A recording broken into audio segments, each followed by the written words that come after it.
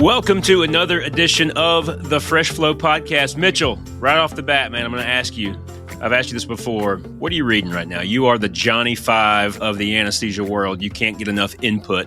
If anybody catches that short circuit reference, what is Mitch Sy reading right now? So last week I just finished, I think it's LeCompte, but she wrote Tiny Experiments, and she used to work at Google, and she decided to step off the hedonistic treadmill and then try to understand and figure out what she wanted to do for the rest of her life. So she got a graduate degree in neuroscience, and there's a lot of cognitive psychology in there, but it's a lot of design thinking about what we need to do to move sort of this world forward and all the issues that we have, and it scales down to what we're trying to do in healthcare. So. Cool. That sounds like Rita McGrath, discovery-driven planning, small bets, checkpoints, right? Little bets and checkpoints. Yep. That kind of thing. Think ahead. Learn as you go. I have, because of our podcast guest today, picked up one of my Jocko Willink, The Dichotomy of Leadership books, and thumbed through it again today. Just an incredible book. We talk about paradoxes on here a lot, so finding balance, right, between those two extreme positions. So that leads us into something that I'm pretty excited about. It's not often that we get to interview a physician with the background that Dr. Cole is going to bring to us today. So introducing you guys, Dr. Jim Cole. Dr. Cole is a combat veteran, a trauma surgeon, and now a leader. He is the Chief Medical Officer and Vice President of Medical Affairs at the University of Wisconsin. Jim, we're happy to have you, man. Let's do this thing. And I'm really happy to be here. Let's light it. So right off the bat, using that terminology I just talked about, Jocko, you have experience like nobody that we've ever interviewed on this podcast before. Extensive military experience. And I even see SEAL teams on this CV that you've sent us. I feel like before we do anything, I just need to acknowledge that we're talking to a Navy SEAL and get the heck out of the way and let you talk about that for a minute. All right. So number one, stand by. So I am not a Navy SEAL, but I was a Navy SEAL team member. So I'm not a Navy SEAL because I never went through BUDS, right? So I can never call myself a Navy SEAL. I shouldn't ever call myself a Navy SEAL. But I did go through combat dive school, parachute infantry training school. I was on several different SEAL teams, in fact, including in the combat zone. But I'm not a SEAL. I'm never going to do that. And I say that just to be sure I don't mislead anybody because I don't like wannabes, all right? But let's talk special operations and so forth. I served on a number of different SEAL teams, embedded within them on orders as a part of those teams. I know them well. That's incredibly cool. Well, first off, thank you for your service. Thank you for your service to our country. So I can't remember what it's called when you put your name in the hat to become a Navy SEAL. And then when you mess up in what you're doing, you have to become a sugar cookie. So I'm going to assume that you never had to become a sugar cookie. Well, don't forget, I didn't go to BUDS, right? So I didn't go to formal SEAL training. I did go to combat dive school. And they do try to get you to ring out and to tap out.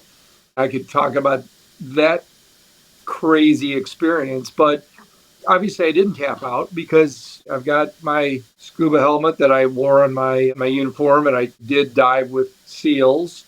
But that was a hellacious experience. But again, I'm not a SEAL, so I didn't go through that same level of training as they did. You went through a heck of a lot more than Mitch and I did, that's for sure. So with scuba diving, one of the things divers are taught is that you never dive alone and you ascend slowly. For anesthesiologists, we understand respiratory physiology to some degree. How has your experience informed your clinical practice or your administrative responsibilities? Yeah, I mean, interesting question. But in addition to diving school to become a diver, I went through dive medical officer training school. And dive medicine is so different from anything else that I've ever done, including working in the ICU. And there are some similarities, especially in the ICU, like occasionally used to mix gases, the effects of PEEP on the body. But as I'm pretty sure you know, most diving casualties are due to various forms of compressed gases turning into bubbles, getting into the soft tissues and causing all kinds of different types of decompression sickness or air gas embolism. But both we treat with rediving them, right? Either in the chamber, you can actually even dive them in the ocean, honestly, but it's actually pretty simple. And so it's very hard for me to say that I'm a better or a different kind of civilian doctor, including my ICU work, just because I was a dive medical officer, because we rarely see anything in most hospitals that has much of any comparison to dive casualties. So I want to stick with this military theme. We've had some discussions before this leading up to it. Talk about trust, if you don't mind. We've talked about on this podcast before, I believe, Simon Sinek's book, The Infinite Game. And in that, he talks about how military especially really emphasizes trust, almost sometimes as much as performance, with the kind of concept that a high performer of low trust is actually a toxic team member. So can you tell us, just from your military background, the meaning of trust on those military teams? Well, trust is everything. SEALs and Special Operations Forces, like them, expect excellence. Weak performers are not allowed. As you may know, some people have criticized that only 70 to 80% of BUDS candidates graduate, and they wonder if SEAL training should be made easier. But most SEALs would respond to that question by saying, no, perhaps we need to make it harder because life is hard. Missions are even harder. So excellence is overwhelmingly important, but trust is something that you should and cannot ever compromise, especially on small teams. Because if you can't trust one of your teammates, regardless of how excellent he is as an individual, if you can't trust that that person is going to do his or her job well, or if there's any sort of risk that person may bail on you at the wrong time, that person should not be on the team. That's just, and it's not just SEALs who feel that way. I can tell you, Army, Special Operations Forces, Marine Recon, I've been in all these teams. They all feel this way. I've been a part of it all. I can attest that trust is of highest importance, but you need excellence as well. And, we can translate that, if you will, to the OR, right? We want excellent surgeons, we want excellent anesthesiologists, we want excellent surgical assistants, et cetera, et cetera. We need excellence. But if you can't trust that your assistant's going to do the right thing, if you can't trust that the anesthesiologist is going to keep the patient in a state of sedation, anesthetized to a level that you can do your job, then that whole team falls apart. So trust is everything. I think you've answered two questions there. How do you build trusting teams in the military? How do you build trusting teams in medicine, right? I think one of the big differences is that in the military, and this is just, again, I'm not a military person, but they operate in different environments, right? They operate in constrained environments in a lot of circumstances. How do we take lessons from the military and build better teams in medicine? I don't know if we're circling back on that question, but I agree with you. We need excellent surgeons. We need people excellent at what they do individually. But how do you build that trust between nurses, anesthesiologists, surgeons, and the technicians and the people that help us every day? Because ultimately, we're all there to take care of the patient. I think the best physicians are the people that worked as, say, technicians or EMTs or did some non-physician-like healthcare work. They were basically boots on the ground grunts from the medical perspective because they get it. They understand the hell that the people that support us as physicians have gone through, because we went through it, right? In the same light, in the military, the best officers are the ones that have been prior enlisted, or at least senior officers are the ones that have started out as very, very junior officers and worked their way up in various echelons, be it in training or be it in operations. So how do we build teams? I think the first thing is through experience. Like, if we haven't walked the walk, it's hard for us to talk the talk, right? And lead them, because people aren't going to think that we have credibility. So credibility is everything.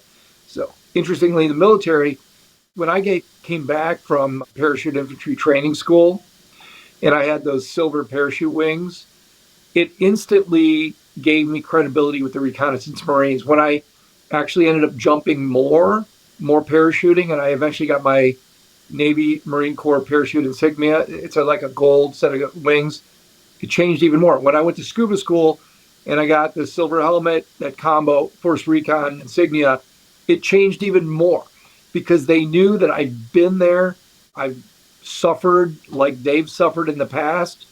So the first thing is you want to establish some credibility. The next thing is you want to be real, right? You don't want to be this barbaric leader who said, it's my way or the highway. I'm going to be in for 5 minutes and then just make sure you get all the work done.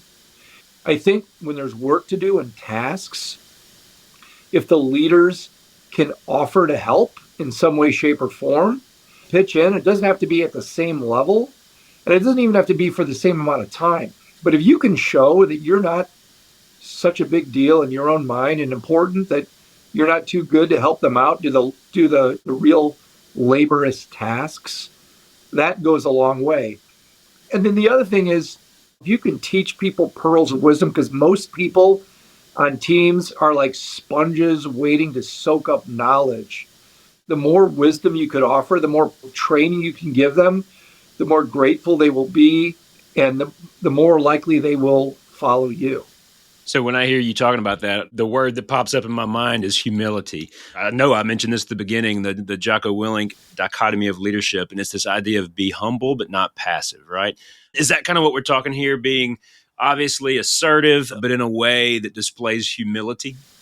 Yeah, absolutely. So imagine that you're in the field, okay, and you're living in a bunch of tents. Let's say we're living in 15 by 18 foot tents, and we know that it's going to be really windy or rainy and so forth, and we got to put sandbags up. You can either tell your team members, hey, fill sandbags, or you can go fill some sandbags yourself.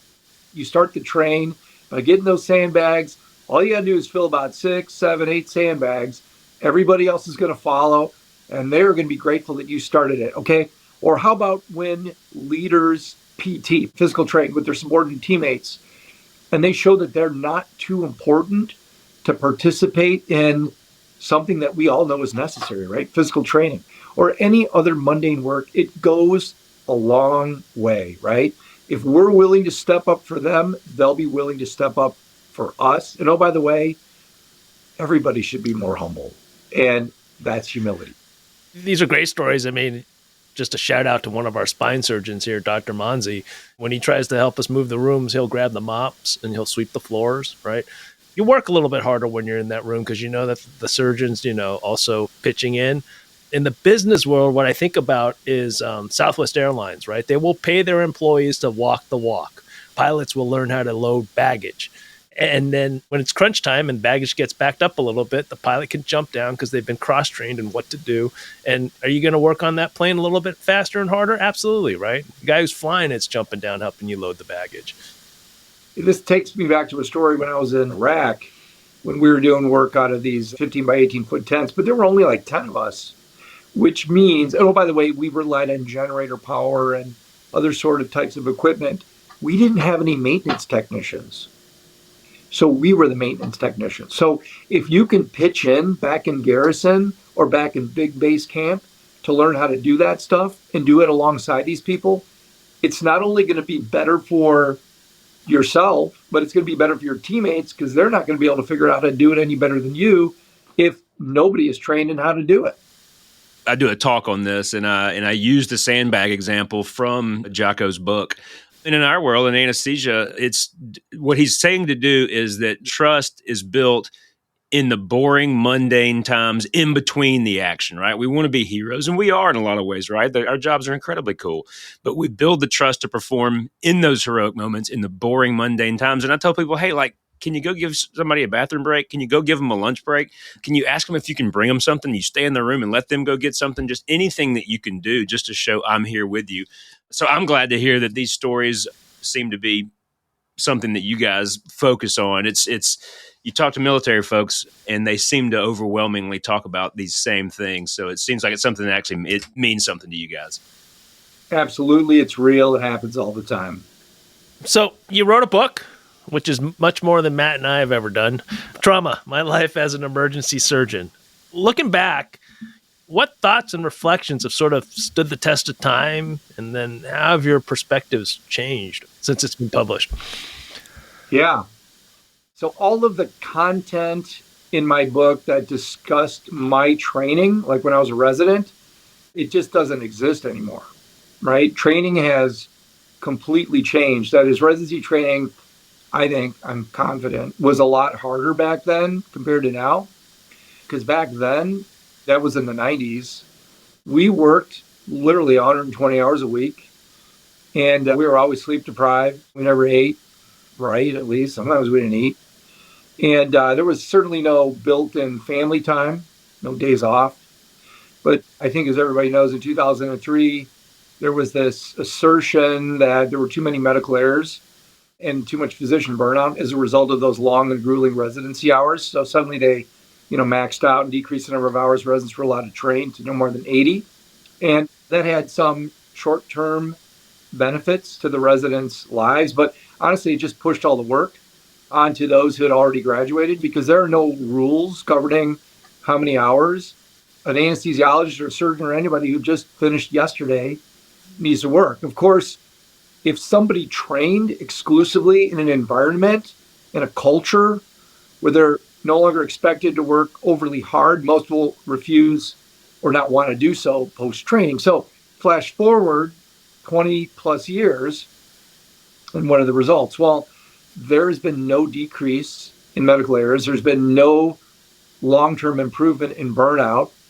And there has been a significant decrease in confidence in competencies in newly graduating medicine and surgeon residents, even in the last years of the last months, I should say, of the residency. So don't forget, in the case of surgery, general surgery, it's a 33% decrease in patient contact hours over that 5-year surgical 5-year residency period.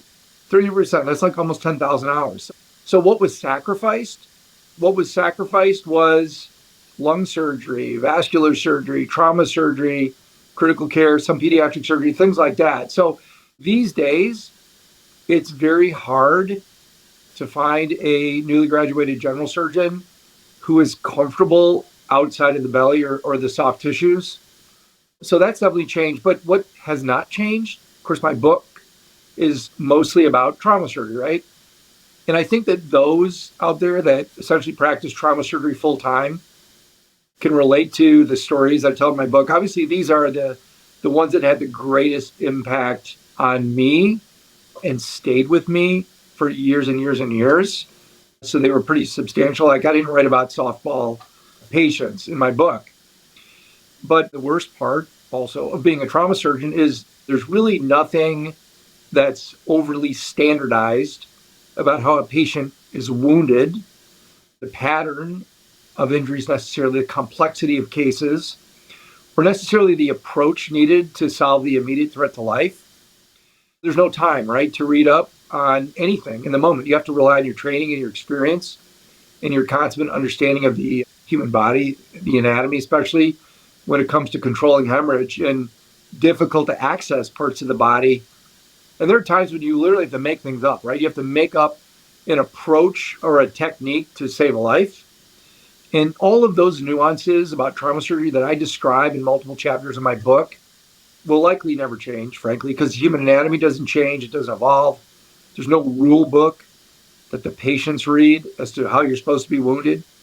And time is also never on your side when somebody's audibly bleeding and trying to die in front of your face. I think, this circles back to the conversation that we had when we started this with the Navy SEALs, right? Should we increase the percentage of people that pass Bud School? And the Navy SEALs themselves have said, no, what about making it harder? I firmly agree with you with the switch for the 80-hour work week. We switched to night float systems, right? And sleep medicine's been around since the 1960s, 1970s with William C. Dement at Stanford. We know what happens when you go on night float, and yet that's the model that physicians adopted to try to backfill the workforce shortage in that sense in terms of not enough people around. So personally, I think we probably need to find a place somewhere in between where it was in the past and where it is now, right? I think that restricting people to 80 hours when we know that it's not like outside of those 80 hours, they're sleeping the whole time. Or they're, just sitting and having dinner with their wife or something. They're doing other things, right? So I think we need to relax those standards a little bit with good intentions to ensure that if they're going to stay in the hospital longer, that they're actually doing something meaningful learning. And I think at the same time, we actually may need to increase the length of some of these training programs, because what happens in that final months or final year of that training program, if you're a general surgeon, internal medicine doctor, whatever, and you don't feel comfortable confident that you can independently do your job, what are you going to do? You're going to apply to a fellowship.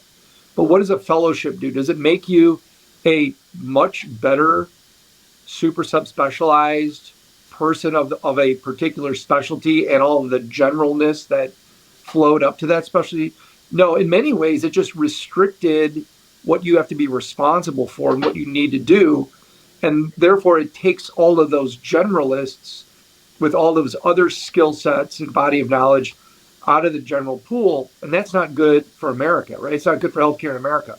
So I think we need to compromise between what we did and what we do now, because honestly, I would never want to repeat the residency I did. It was pure hell. It was really hellacious. I think the culture now needs to be changed as well. I mentioned earlier, Mitch and I love to read lots of books by kind of what I would call military titans, right? I think of Stanley McChrystal, Team of Teams. A lot of folks look to military for leadership. Is there anybody in particular, books in particular, heroes of yours in particular, who you've really focused on as you've evolved into a leader and that you can see yourself using in your role as a chief medical officer? So there are two people. I'm going to tell you, you probably don't know who he is. His name is Mark Donald. Mark Donald. I worked with the guy, okay? He is the most decorated Navy medical person ever. The guy he was a PA. He was a former Trident-wearing SEAL before he worked his way up to E6 and then went to PA school.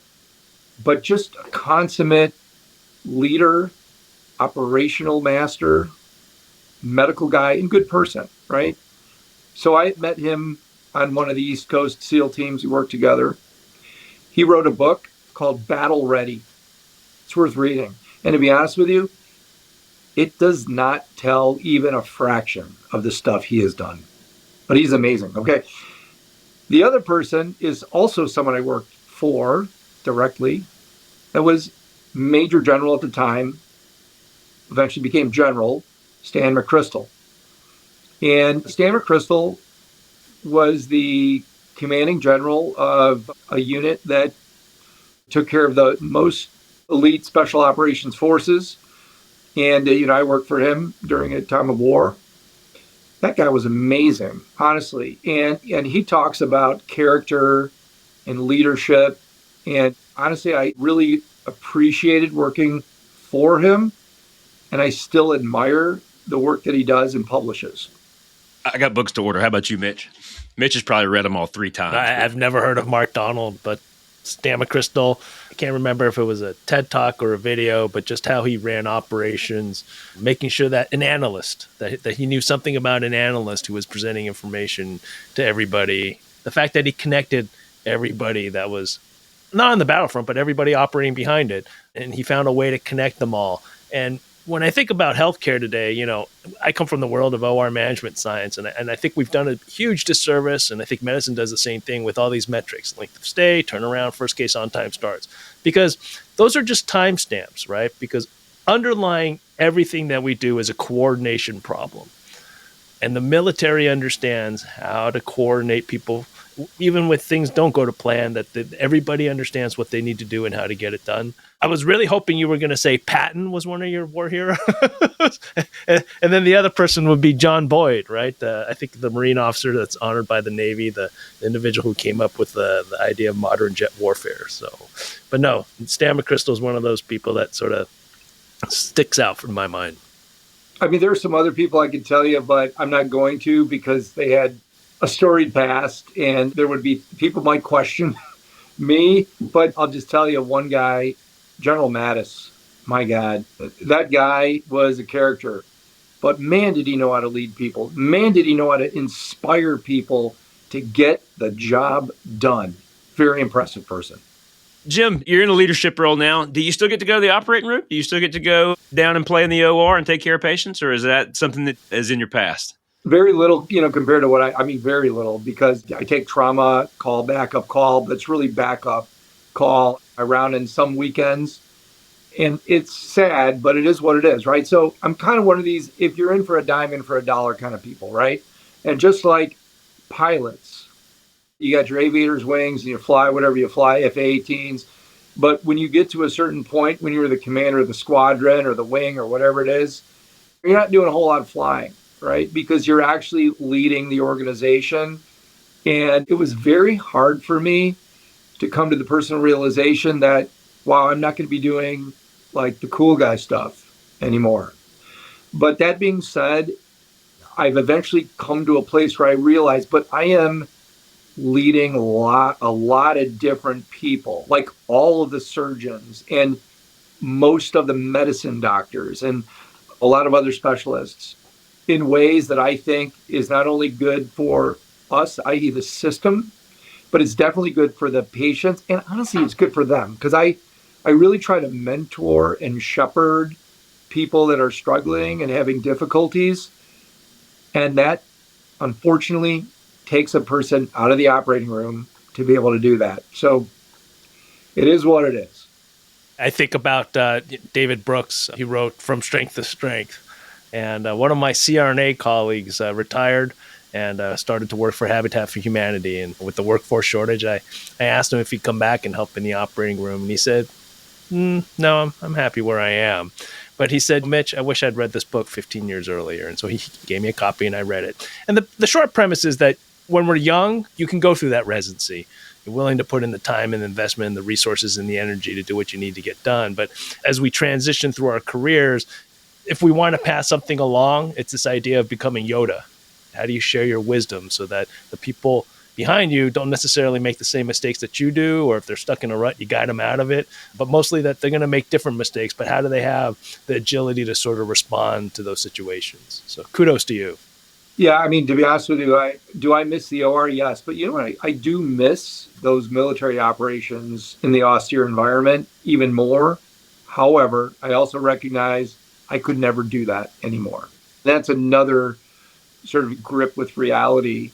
Like, I can't do that anymore. I mean, I'm not going to be physically able to do the things that the young guys running and gunning did that I participated in. But it's just life, right? But I'm happy for the experiences that I did have. You talk about austere environments or just change, and the pandemic's in the rearview mirror. I'm assuming you were in a leadership position during that time. My thinking is that we've sort of just forgotten about it, and I hope we never do. But what did we learn, and then what do we need to hold on to in case the next pandemic comes or the next climate change disasters, supply chain comes down the road? What do we need to hold on to? First of all, it is really hard from a post-pandemic perspective to, identify real successes. But I will say there were a lot of real successes during the pandemic. I basically sat in the incident command center directing traffic for almost a year, really participating in this because, as you know, we had to completely reorganize everything. The OR, how he had got people to the OR, how he prioritized getting people out of the OR and where they recovered and everything else, ICU and everything else. But I will say that the people that did actively participate in the care of all those patients, basically our worst public health nightmare of our lifetime, fighting an invisible enemy on an unconventional battlefield, they need to congratulate themselves for a job well done. But now that it's mostly behind us, these post-pandemic times are challenging, right? Because we're still suffering from the effects of the pandemic, right? Some of the misinformation that still lingers, access problems during the times of the pandemic, immediately post-pandemic, has resulted in sicker patients with less insurance coverage, some more Medicaid, more no insurance at all. So we have fewer funds to take care of sicker patients, less resources. It's really tough, right? So that's made things tough. There are also fewer doctors, nurses, and technicians out there that even want to work at all. And there are, like I said, more patients to care for. So we have to do all of this with fewer collective resources. It's also hard to keep people motivated to work a little harder under these constraints that we're all forced to, i.e. less money, more time, more patients, all this other stuff. And this whole work-life balance thing is something that I'm hearing more and more and more that we just have to grapple with. Like, how do we satisfy staff of every type keep them working here. Everybody wants more money, but it's not like anybody's giving us more money to pay these people that want the money. And even when we do pay them more, it does not buy them happiness, right? So what do we need to do? Like, if we just want to talk about how do we prepare for another disaster? Well, first of all, be prepared. Run drills, run scenarios, educate ourselves, and anticipate things that may likely never happen. Trauma surgeons, military members, and disaster specialists, they understand this. But all too often, civilian hospitals, they don't rehearse things like pandemics, earthquakes, and other natural calamities. But we need to, because if you give it enough time, history always repeats itself. And I remember when I first went through military training, they trained me on nuclear, biological, and chemical warfare response and treatment.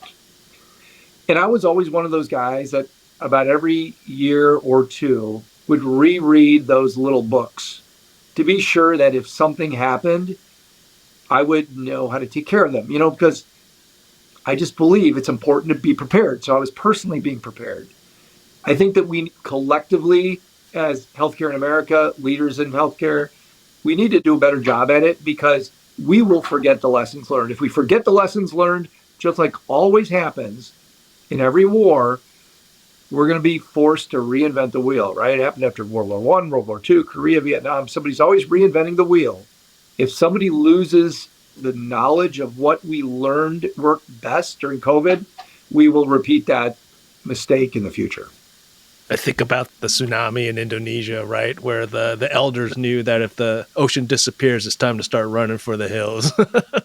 Yep. Well, Jim, this has been incredible. We could sit here and pick your brain for hours more, and your hospital system would not be happy with us if we did so. Thank you so much for coming on. Before we go, any wisdom, any knowledge you want to share? We have a crowd of perioperative people, right? So it's people from your environment. Any last-minute wisdom you want to share with that group? All I want to share is that we are privileged to do what we do. Working in an operating room in any capacity, it's amazing when you really think about it. Like 100 years ago, 1925, there was no IV, right? There was no endotracheal tube. There was no anesthesia machine. There was no ventilator. There was no thoracic surgery. The heart was considered, for the most part, off limits. And in the 100 years since, surgery, operating room procedures, and operating room teams, it's a super cool club that those of us who are in those teams, we take it for granted. But I think if we step back and reflect at this amazing privilege that we've been given to be a team member, it's something worth celebrating. By the way, there's going to be a lot of people that need us in the future. So just, keep doing what you're doing, because it's a gift. Jim, thank you so much for coming on, man. This has been incredible. I'll probably continue to pepper your email inbox with dumb questions, and I've enjoyed the heck out of this. Thanks for coming on, and thanks for your service. Hey, Matt, thank you so much. Mitch, thanks so much. Honestly, this has been great. This is like questions and topics that I've actually enjoyed speaking about more than anything I've spoken on in a very long time. So thanks so much for thinking about me and inviting me. Appreciate you. Thank you. Thank you so much. Guys, this has been another episode of the Fresh Flow Podcast. Thanks for tuning in, and we will catch you on the next one.